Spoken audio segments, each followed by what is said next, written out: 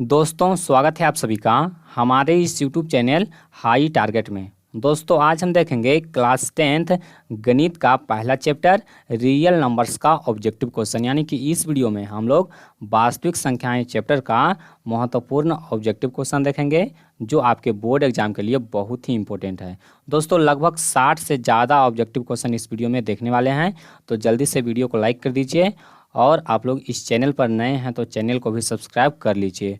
और दोस्तों class 10th के ऑनलाइन टेस्ट के लिए मेरा मोबाइल एप्लीकेशन प्ले स्टोर में आ गया है, तो आप जाकर के प्ले स्टोर में हाई टारगेट सर्च कीजिए, आपको एप्लीकेशन सबसे फर्स्ट में ही मिल जाएगा, तो उसको जाकर के डाउनलोड कर लीजिए और उसमें आप लोग ऑनलाइन टेस्ट दे करके आप लोग चेक कर सकते हैं कि आपका तैयारी कितना हो चुका है। तो चलिए देखते हैं पहला प्रश्न को।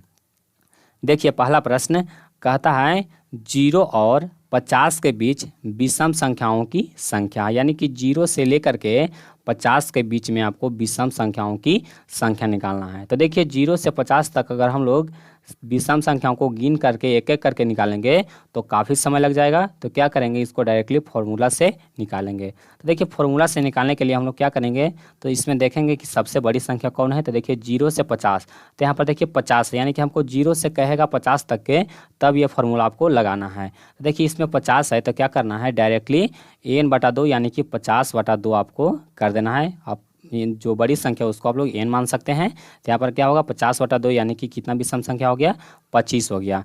तो हमारा उत्तर क्या हो जाएगा, ऑप्शन बी हो जाएगा। अब देखिए यहाँ पर 50 यहाँ पर सम संख्या है तो इसको हम लोग 2 से भागा दे करके निकाल लिए। लेकिन अगर यहाँ पर विषम संख्या रहता यानी कि 50 के जगह 49 रहता, 9 रहता, उसके बाद देखिए 11 रहता। देखिए 11 रहता तो कैसे निकालते हैं, सीधे करेंगे n+1 यानी कि 11 + 1 और बटा 2 कर देंगे, कितना हो जाएगा 12 और 2 भागा देंगे कितना होगा 6, यानी कि 11 तक 0 से 11 तक कितना हो गया विषम संख्या 6 हो गया। यानी कि इस प्रकार से आप लोग निकाल सकते हैं। विषम संख्या रहेगा तो n+1/2 कर देना है, और अगर सम संख्या रहेगा तो n/2 आपको कर देना है। चलिए उसके बाद हम लोग देखते हैं दूसरा प्रश्न को। देखिए दूसरा प्रश्न कहता है 0, 15 और 20 के लस और मस का अनुपात है, यानी कि 0, 15 और 20 के एलसीएम और एचसीएफ का अनुपात क्या होगा, इसको आपको निकालना था। देखिए सबसे पहले आपको 5, 15 और 20 का आपको एलसीएम निकालना था। देखिए एलसीएम आप इसको निकाल लीजिए, कितना आएगा, तो एलसीएम आ जाएगा 60। एलसीएम आप लोग निकाल करके देख लीजिए कितना आएगा, 60 आएगा। और एचसीएफ हो जाएगा कितना, 5 हो जाएगा। अब देखिए इसका अनुपात निकालेंगे तो देखिए 12/5 यानी कि 12:1 हो जाएगा, यानी कि हमारा आंसर क्या हो गया, ऑप्शन डी हो गया 12:1। चलिए उसके बाद देखते हैं तीसरा प्रश्न को। देखिए तीसरा प्रश्न कहता है निम्न में कौन अपरिमेय नहीं है, यानी कि कौन सी संख्या है जो अपरिमेय नहीं है, यानी कि परिमेय संख्या है। तो देखिए यहाँ पर ऑप्शन ए दिया हुआ है √10। तो √10 कैसी संख्या है, अपरिमेय संख्या है। √24 भी अपरिमेय होगा, √35 भी अपरिमेय होगा, और √121 इसको हम लोग लिख सकते हैं 11। तो दोस्तों 11 कैसी संख्या है, परिमेय संख्या है, यानी कि यह अपरिमेय संख्या नहीं है। तो हमारा उत्तर क्या हो जाएगा, ऑप्शन डी हो जाएगा। चलिए उसके बाद देखते हैं अगला प्रश्न को। देखिए चौथा प्रश्न कहता है 2 संख्याओं a और 18, यानी कि 2 संख्या है, एक संख्या a है और दूसरा संख्या कितना है 18 है। कहता है का लस 36 है, यानी कि ये दोनों संख्या का लस कितना है 36 है। और कहता है कि मस 2 है तो मान है, यानी कि इसका मान a का मान आपको निकालना है। तो देखिए इसमें डायरेक्टली फॉर्मूला लगा देना है, दोनों संख्याओं का गुणनफल बराबर एलसीएम गुने एचसीएफ, यानी कि यहाँ पर करेंगे a गुने 18 बराबर 36 गुना 2। अब देखिए 18 दूना कितना हो जाएगा 36 हो गया, तो यहाँ पर हो जाएगा 18 दूना यहाँ पर 9 दूना 18 हो गया। और उसके बाद a/9 है, तो यहाँ से a से इस तरफ जाएंगे तो कितना होगा, तो a बराबर हो जाएगा 36/4। कितना हो जाएगा 36/9 हो गया। और देखिए 9 चौका 36 यानी कि कितना हो जाएगा, a बराबर कितना आया 4 आया, यानी कि हमारा सही उत्तर क्या हो जाएगा, ऑप्शन सी हो जाएगा 4। चलिए उसके बाद देखते हैं अगला प्रश्न। देखिए पांचवा प्रश्न भी मोस्ट इंपॉर्टेंट है। देखिए कहता है यदि p तथा q 2 अभाज्य संख्याएं हैं तो उसका मस, यानी कि यहाँ पर आपको पूछा गया है कि 2 अभाज्य संख्याओं का मस कितना होता है। तो दोस्तों कभी भी दो अभाज्य संख्या का मौसा निकालेंगे तो हमेशा कितना आता है, 1 आता है, यानी कि हमारा सही उत्तर क्या होगा, ऑप्शन डी होगा। जैसे एग्जाम्पल ले लीजिए 7 और 11, अब देखिए 7 और 11 का आप निकालिए मौसा तो कितना आएगा, हमेशा 1 आएगा। उसी प्रकार से आप लोग 13 अभाज्य संख्या है और 11 अभाज्य संख्या, 13 11 का निकाल लीजिए, कितना आएगा, 1 ही आएगा। चलिए उसके बाद देखते हैं छठा प्रश्न को। देखिए छठा प्रश्न कहता है कि सबसे छोटी अभाज्य और सबसे छोटी भाज्य संख्याओं का गुणनफल है। दोस्तों इस प्रश्न को सॉल्व करने के लिए सबसे पहले आपको पता होना चाहिए कि अभाज्य संख्या सबसे छोटा कौन है और सबसे छोटी भाज्य संख्या कौन है। तो दोस्तों अगर ये सब नहीं जानते हैं तो आपको वो जो एप्लीकेशन आप लोग डाउनलोड करेंगे उसमें आपको ये सब डिटेल में आपको दिया हुआ है। भाज्य संख्या किसको कहते हैं, भाज्य संख्या, तो आप जाकर के पढ़ लीजिए। यहाँ पर आपको डायरेक्टली बता देते हैं कि सबसे छोटी अभाज्य संख्या कौन है, 4 है, और सबसे छोटी भाज्य संख्या कौन है, 2 है, और 4 और 2 का गुना करेंगे कितना आएगा, 8 आएगा, यानी कि हमारा उत्तर क्या हो जाएगा, ऑप्शन सी हो जाएगा, 8। चलिए उसके बाद देखते हैं सातवां प्रश्न को। देखिए सातवां प्रश्न कहता है कि निम्न में कौन सी अभाज्य संख्या है। दोस्तों अभाज्य संख्या देखिए उसको कहते हैं जो खुद से कटे और 1 से कटे, उसके अलावा किसी और से नहीं कटे, तो अभाज्य संख्या हम लोग उसको कहते हैं। देखिए 29, तो दोस्तों 29 है वो स्वयं 1 से कटेगा या फिर स्वयं से कटेगा, यानी कि उस 29 कैसा संख्या है, अभाज्य संख्या, तो हमारा उत्तर क्या हो जाएगा, ऑप्शन ए हो जाएगा। अब देखिए 25 को चेक करेंगे तो 25 5 से भी कटेगा, और यानी कि उसके अलावा देखिए 1 और 25 के अलावा 5 से कट रहा है। उसके बाद देखिए 16 4 से कट जाएगा, 2 से कट जाएगा, 15 भी 3 से कटेगा, 5 से कटेगा, तो ये सब भाज्य संख्या है, लेकिन 29 है वो अभाज्य संख्या है। अब देखिए अगला प्रश्न 8वां कहता है कि 3.27 पर रेकरिंग। दोस्तों क्या है, 3.27 पर रेकरिंग दिया हुआ है। कहता है कि यह जो सही संख्या है वह कैसी संख्या है। तो देखिए यहाँ पर देखिए 3.27, और दोस्तों आप लोग देख सकते हैं दशमलव के बाद रेकरिंग दिया हुआ है, दोनों संख्याओं पर रेकरिंग दिया हुआ है। इसका मतलब है कि यह संख्या कैसी है, परिमेय संख्या, यानी कि आपको ध्यान देना है अगर रेकरिंग रहेगा तो परिमेय संख्या होगा, और अगर रेकरिंग नहीं रहेगा यानी कि डॉट डॉट डॉट दिया हुआ रहेगा तो वह कैसी संख्या हो जाएगा, अपरिमेय संख्या हो जाएगा। तो यहाँ पर 8 का सही आंसर क्या होगा, बी होगा, परिमेय संख्या। चलिए उसके बाद देखते हैं 9वां प्रश्न। देखिए 9वां प्रश्न कहता है कि किसी पूर्णांक m के लिए सम संख्या का रूप है, यानी कि कोई पूर्णांक m, यानी कि हम नहीं जान रहे हैं कि यह संख्या कौन है, तो इसको मान लेते हैं m, और कहता है कि m के लिए सम संख्या का रूप है, यानी कि सम m को हम किस फॉर्म में लिखेंगे, हमेशा वह सम संख्या आएगा। तो देखिए यहाँ पर हमारा उत्तर क्या हो जाएगा, 2m हो जाएगा, यानी कि हमारा उत्तर क्या हो जाएगा, ऑप्शन सी होगा 2m। यानी कि कोई भी पूर्णांक लेंगे, जैसे मान लीजिए 3 लिए और 3 को 2 से गुना कर देंगे कितना आएगा, 6, 6 देखिए सम संख्या आया।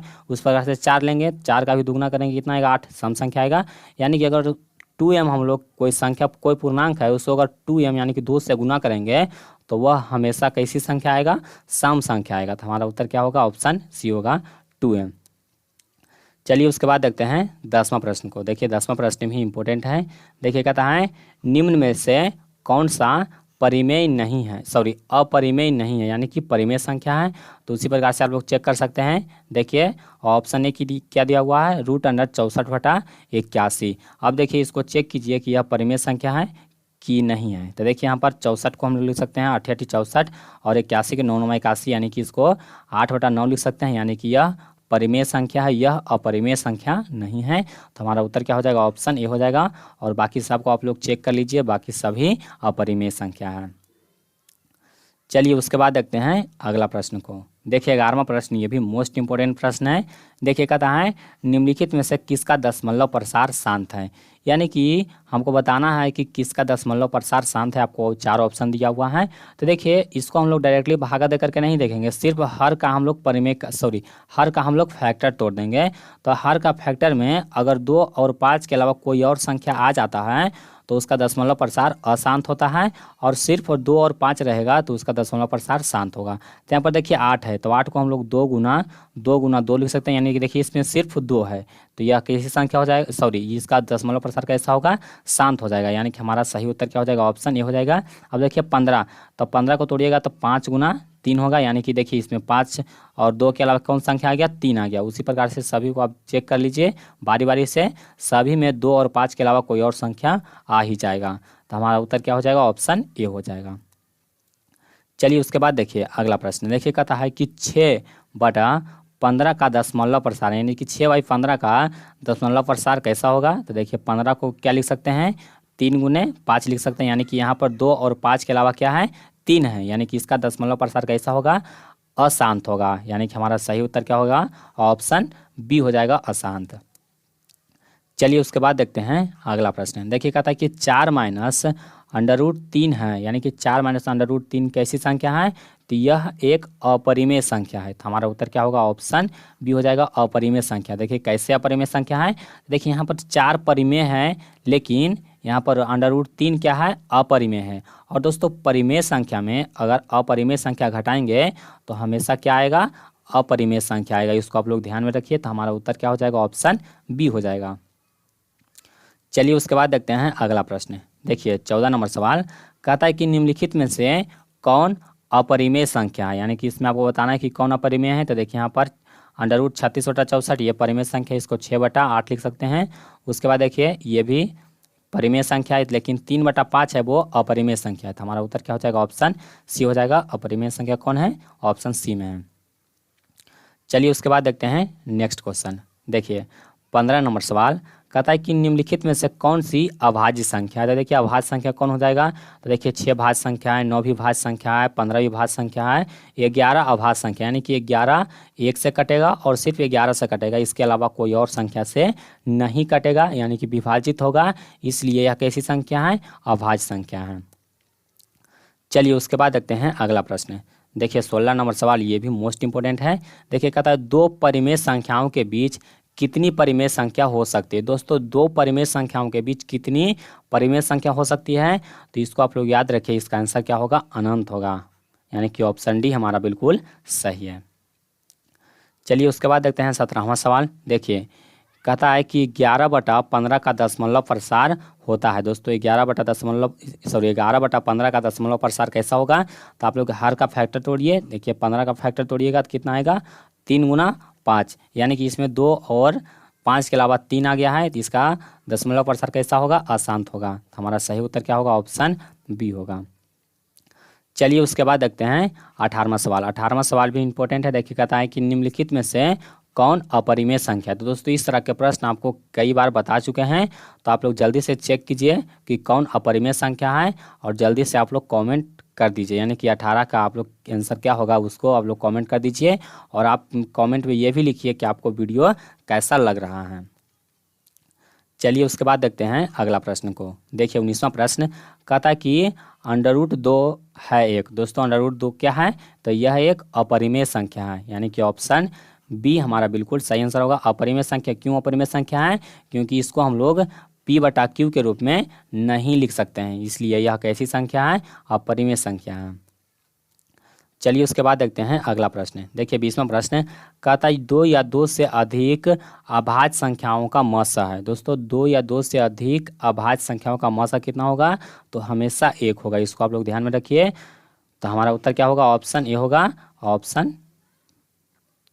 उसके बाद देख लीजिए 21वां क्वेश्चन। दोस्तों 21वां क्वेश्चन भी मोस्ट इंपोर्टेंट है। देखिए कहता है कि कौन परिमेय संख्या है। तो देखिए परिमेय संख्या कौन होगा, तो देखिए ऑप्शन बी को देखिए, यहाँ पर √2 से √2 कैंसिल हो जाएगा, बच जाएगा कितना, 2, और 2 कैसी संख्या हो जाएगा, परिमेय संख्या, यानी कि ऑप्शन बी हमारा बिल्कुल सही होगा। चलिए उसके बाद देखते हैं अगला प्रश्न। अब देखिए कहता है कि 2 क्रमिक, क्रमिक कहने का मतलब हुआ 2 लगातार सम संख्याओं का HCF होगा। 2 लगातार सम संख्याओं का HCF कितना होगा, तो हमेशा 2 होगा, यानी कि ऑप्शन बी हमारा बिल्कुल सही आंसर होगा, 2। अब देखिए एग्जांपल ले लीजिए, जैसे 2 और 4 का अगर HCF निकालेंगे तो कितना आएगा, 2 आएगा। उस प्रकार से 12 और 14 का निकालेंगे, उसी प्रकार से 14 और 16 का निकालेंगे, तो हमेशा HCF है वो कितना आएगा, 2 ही आएगा। चलिए उसके बाद देखते हैं अगला प्रश्न।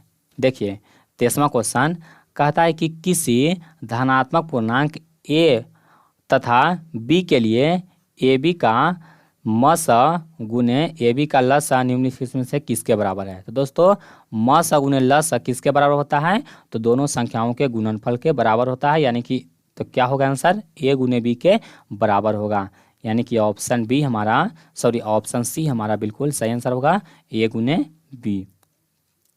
चलिए उसके बाद देखते हैं 24वां प्रश्न। दोस्तों 24वां प्रश्न भी मोस्ट इम्पोर्टेंट प्रश्न है। देखिए कहता है कि यूक्लिड विभाजन एल्गोरिथ्म दो धनात्मक पूर्णांक के बीच दो धनात्मक पूर्णांक के निम्न में से क्या परिकलित करने का तकनीक है। यानी कि यूक्लिड विभाजन एल्गोरिथम जो आपको वास्तविक संख्या में पढ़ना है उसके द्वारा हम लोग क्या निकालते हैं, लसा निकालते हैं या फिर मसा निकालते हैं या फिर भागफल निकालते हैं या फिर शेषफल निकालते हैं। तो दोस्तों इसका सही उत्तर हो जाएगा, यानी कि इसका सही उत्तर क्या हो जाएगा, ऑप्शन भी होगा मसा, यानी कि यूक्लिड विभाजन एल्गोरिथम के द्वारा हम लोग HCF ज्ञात करते हैं। चलिए उसके बाद देखते हैं 25वां क्वेश्चन। देखिए 25वां क्वेश्चन भी मोस्ट इंपोर्टेंट है। देखिए कहता है पाई है। दोस्तों पाई क्या है, तो पाई आप लोग जानते होंगे कि यह एक अपरिमेय संख्या है। तो हमारा उत्तर क्या होगा, ऑप्शन बी होगा अपरिमेय संख्या, यानी कि ऑप्शन बी हमारा बिल्कुल सही आंसर है। और दोस्तों चूंकि वीडियो लंबा हो रहा है, यानी कि 15 मिनट से अधिक का वीडियो हो गया है, तो जो बाकी का क्वेश्चन है उसको हम लोग अगले वीडियो में कवर कर लेंगे। यानी कि इस वीडियो में 25 क्वेश्चन को डिस्कशन कर चुके हैं, तो तब तक इसको आप रिवीजन कीजिए। और दोस्तों इसके बाद जब वीडियो आएगा उसमें हम लोग 26वां क्वेश्चन से स्टार्ट करेंगे और बाकी जो लास्ट होगा वहाँ तक हम लोग कवर कर लेंगे। तो दोस्तों आज के लिए बस इतना ही, मिलते हैं आपको अगले वीडियो में।